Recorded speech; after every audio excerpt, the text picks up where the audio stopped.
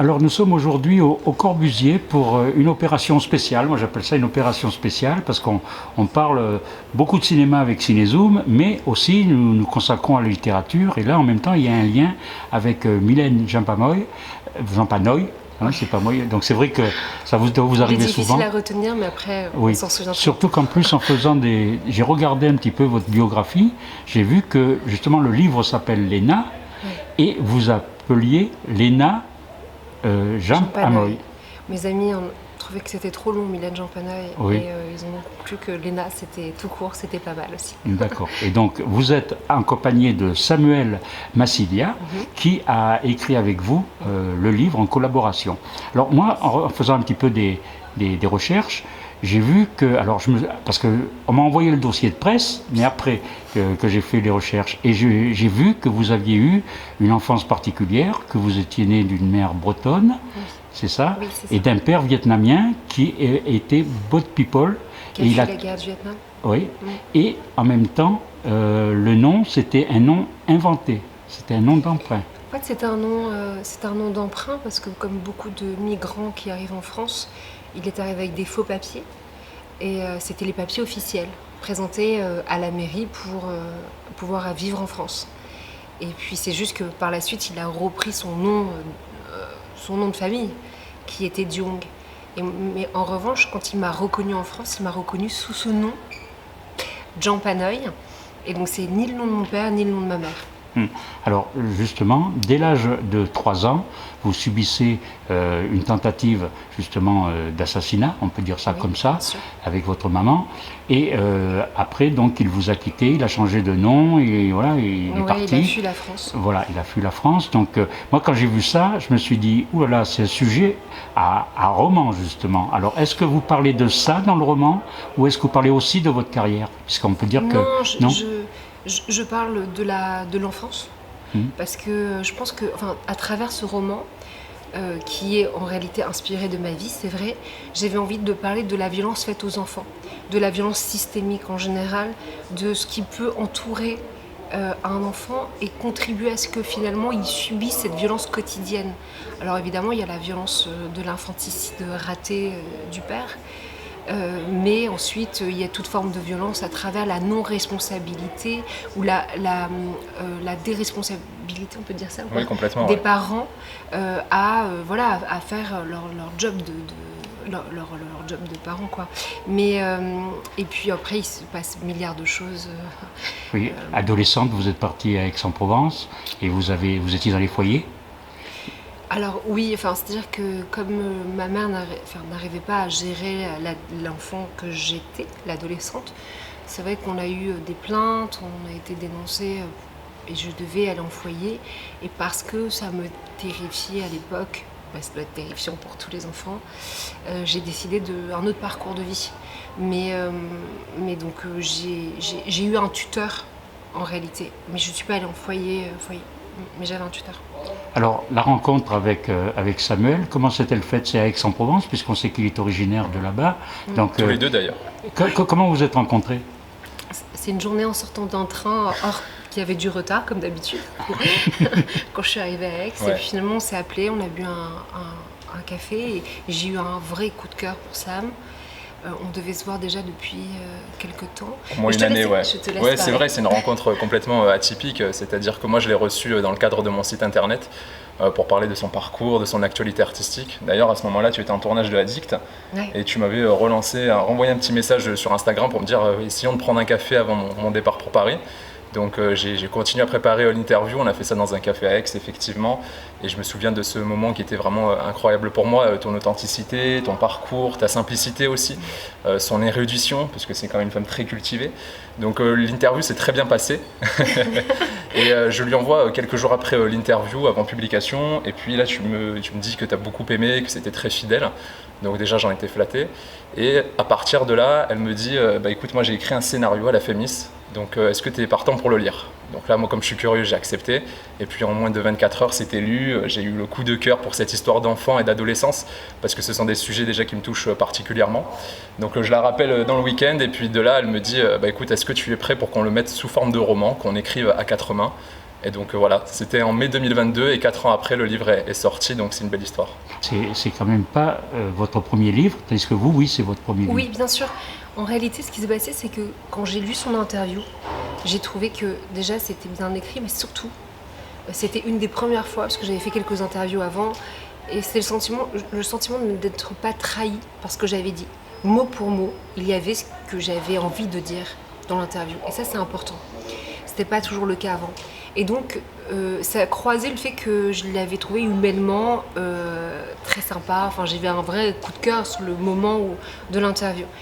Et c'est vrai que le livre, je l'avais amorcé, mais j'arrivais pas à le finir. Et puis même, j'avais commencé des bribes de choses, il y avait des archives, mais c'était pas clair parce que je pense que c'était trop proche de ma vie et j'avais pas le recul nécessaire. En fait, quand j'ai vu Sam, je l'ai su immédiatement. Vous savez, des fois, parfois on fait des rencontres et on sait qu'il va se passer quelque chose, une grande aventure. Et Sam, c'était tout de suite évident, j'allais vivre un moment avec lui. Autour d'un livre et voilà, et donc j'étais en sortant d'interview, je savais que j'allais lui proposer ça. Vous, Samuel, donc c'est votre second livre, mais le premier... Sur René Malville, c'était une biographie, donc c'était pas forcément... la timidité n'était pas son caractère. Non, mais c'est ce qui principal. vous caractérise au début, parce que au début, vous étiez timide. Ah, mais je le suis toujours dans la vie de tous les jours, bien évidemment, et je fais aussi ce métier pour contrecarrer cela. C'est vrai qu'il y a des rencontres déterminantes. Moi, dans ma vie, j'ai eu René Malville à mes débuts, et aujourd'hui, dans la partie écriture, scénario, j'ai Mylène. Parce que certes, ça a été une aventure incroyable.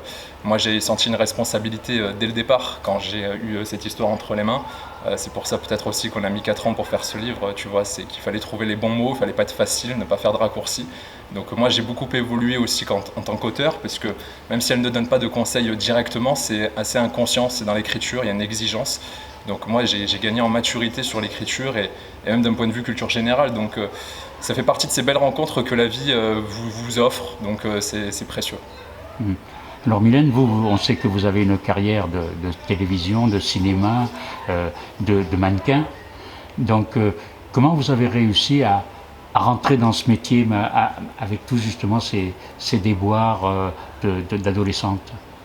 Qu'est-ce qui vous a poussé? J'ai eu le sentiment que ma vie était déjà assez rocambolesque et que si j'avais survécu à ce qui m'est arrivé à peu près dans ce livre, je sais pas, j'ai le sentiment que j'avais besoin de m'exprimer autrement pour 2 raisons. D'abord, je pense que j'avais vraiment besoin d'exulter quelque chose, de sortir cette colère, rentrer. Et je pensais qu'à travers le cinéma, à travers des personnages, je trouverais la possibilité de vivre d'autres vies fantastiques.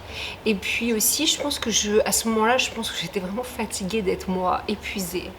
Et que j'avais l'impression que de travailler un autre personnage, ça allait m'oxygéner. Vraiment, ça allait m'apporter quelque chose de plus. Et sans me rendre compte que cette obsession et cette passion que j'allais avoir allait quelque part me sauver et me construire. Parce que le cinéma, l'air d'un, m'a fait voyager, m'a construit intellectuellement. À chaque personnage où je suis allée chercher à travers l'art, les musées, j'ai pu vivre à Paris aussi. Donc je me suis intéressée au théâtre, de ce fait je me suis intéressée à la lecture. Et puis finalement, je me suis construite intellectuellement grâce à ma passion. Et c'est en ça aussi que je me sens sauvée de tout. Et on peut dire que vous êtes aussi une artiste peintre. Et moi, ce que j'ai lu dans tous les articles, c'est que dès que vous avez commencé à faire des expositions, vous êtes mis à vendre tout de suite. Et oui. Tout presque. Oui. C'est étonnant. Ça s'appelle le talent, ça. Mais en fait, les artistes, le principe, c'est pas trop savoir si on a bien vendu ou pas, mais il se trouve que oui, mes galeristes, ils sont contents. Je travaille encore avec eux. On a une réelle... on est fidèles sur le temps. Je travaille avec une galeriste en Grèce qui a commencé dès les débuts et avec qui j'ai l'intention de peindre, je veux peindre pour elle toute ma vie. Et puis c'est vrai qu'à chaque fois c'est une rencontre extraordinaire et ça m'émeut parce que la peinture, je fais ça toute seule chez moi, dans un coin, sans stratégie aucune, avec vraiment le sentiment d'être au plus proche de ce que je suis et du fait d'être passée, de plus vouloir être moi, en faisant le métier de comédienne, en jouant des rôles, et puis finalement revenir à la peinture qui est comme une mise à nu. Alors, quand quelqu'un aime un tableau, ça me bouleverse. Je peux pas vous l'expliquer, c'est fou. Samuel, vous êtes réalisateur, vous en êtes déjà à votre 3e court-métrage, c'est ça? Alors, j'ai réalisé le 2e, là, qui est en post-production et qui va partir en festival cet été, qui s'appelle Le Temps d'une nuit. Et j'espère réaliser le 3e d'ici la fin d'année ou début d'année prochaine. Donc, oui, il y a cette envie de raconter des histoires. Alors, quel type d'histoire? Est-ce que justement des histoires qui touchent, comme celle que Mylène a pu vivre? Oui, bien sûr. Après, on met toujours du personnel dans une histoire. Donc, moi, je sais que sur le premier court-métrage qui se passe dans un EHPAD, j'avais envie de parler du lien intergénérationnel, notamment ce lien que j'ai eu avec mon grand-père jusqu'à son décès. Là, sur le 2e, c'est la rencontre entre 2 solitudes. Donc, tu vois, tout à l'heure, tu parlais de timidité. Je suis aussi un grand solitaire. Donc, j'ai envie de faire rencontrer, de montrer un autre monde aussi à travers le cinéma, celui que je côtoie, mais avec ce prisme, cette magie qui est le 7e art. Donc, ouais, j'ai envie de raconter aussi la beauté humaine, de réconcilier un peu les êtres. Tu vois, sur le premier court-métrage, on est avec une ancienne génération, une nouvelle génération, et j'ai envie que les gens se regardent à valeur égale. Tu vois, qu'on soit à la même échelle. C'est très important pour moi. L'humain est au centre de tout dans tous mes projets. Et c'est pour ça aussi que je m'épanouis autant à la fois dans le journalisme en tant que pour faire des interviews, du podcast, écrire un livre comme celui-ci, ça a été une des plus belles aventures de ma vie. Donc voilà, moi je m'épanouis dans la rencontre humaine et dans le fait aussi de laisser quelque chose, tu vois, j'ai envie de me dire le dernier jour de ma vie, quand je me retourne, qu'il y ait une narration, qu'il y ait quelque chose qui reste en quelque sorte. On est un peu dans l'éphémère, donc de laisser un peu les choses dans le marbre, j'aime bien. Alors ce livre, Léna, n'est pas qu'une histoire triste, je suppose. Je suppose qu'il livre un message, qu'il y a un message peut-être d'espoir aussi, d'une façon de comment prendre la vie. Léna, c'est un film, c'est un livre. Oui, avant de devenir un film, parce que j'ai vu que vous aviez envie. J'avais écrit le scénario dans une école de cinéma, et c'est vrai que j'ai voulu d'abord en faire un film.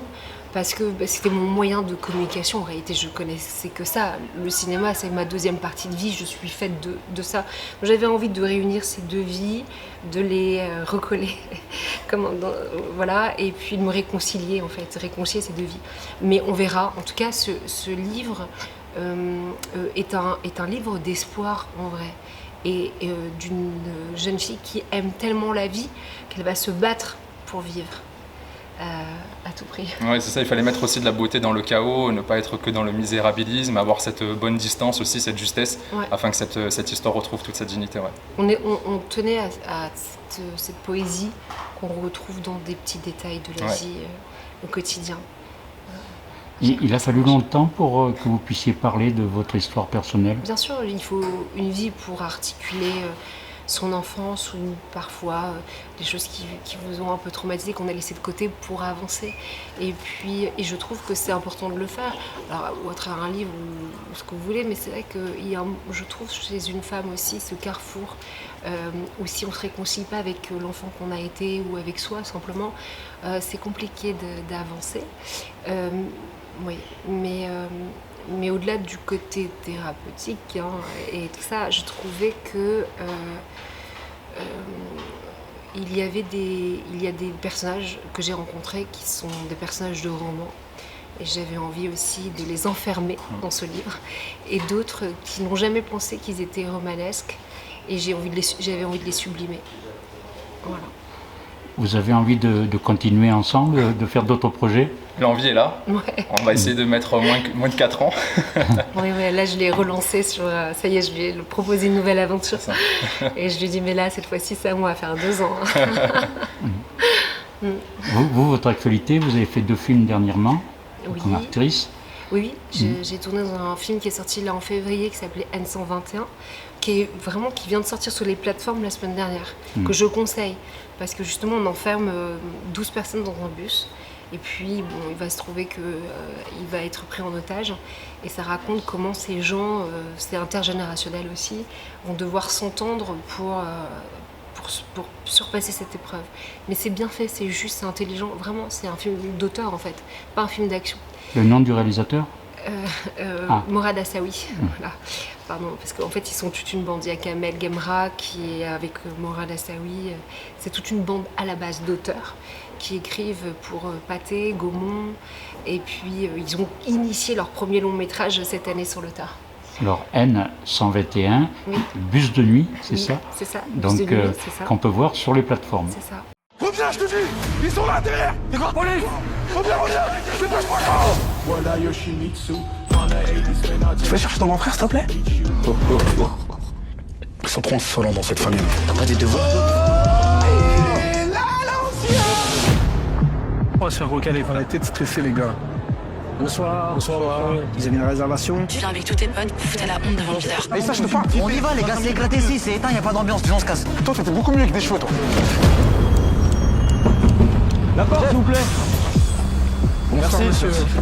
Frérot, lâche l'affaire, elle veut pas de toi en tête. Putain, regardeur. Là, ton mec. Mais ça va pas, non? Vous pouvez pas juste demander poliment, elle aurait bougé le sac. Excuse-moi, c'est le bus de ton père? Et toi, c'est le bus de ta mère? Je comprends pas. Qu'est-ce qui t'arrive, là, lâche-le. Surveille. C'est bon, il y a la grève depuis tout à l'heure. J'ai pas besoin de voir ce qui s'est passé, c'est jamais de votre faute.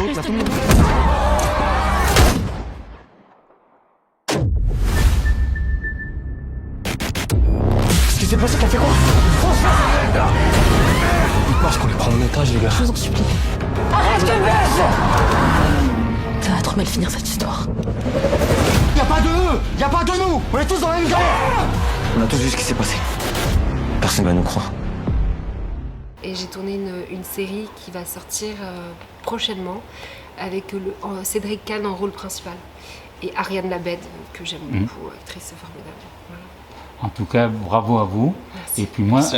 je voudrais savoir, le livre, lui, il est sorti ou quand est-ce qu'il sort? Il est sorti Le 14 au mois mai. de mai, le 15 mai 14 mai, il est 14 sorti. mai, pardon. Il est dans toutes les bonnes librairies. Évidemment, dans toutes les bonnes Exactement. librairies, en Et ligne. au Corbusier aussi? Au Corbusier, Le Corbusier, évidemment. quel sublime décor. On devrait même pas zoomer sur nous, en fait. C'est trop beau ici. On en Tu n'es profite. jamais venu à Marseille? Si, puisque justement, la personne qui a ce lieu est un ami depuis toujours. Et c'est un peu le hasard, en fait. J'ai dû l'appeler pour lui dire « Attends, mais te rends compte, je viens dans la cité radieuse. Et puis, faisons en sorte qu'on se retrouve autour de cet événement. » C'est génial. En tout cas, merci beaucoup. Et puis Merci donc, à toi. voilà, vous aurez donc tous les renseignements. Je précise que c'est sur un le jour de net. canicule, là. Ouais, ça se voit, je C'est très, pense. très Oui, chaud. mais ça ne se voit pas sur les images, donc c'est parfait. Merci beaucoup. Merci Merci à toi, infiniment. Gérard.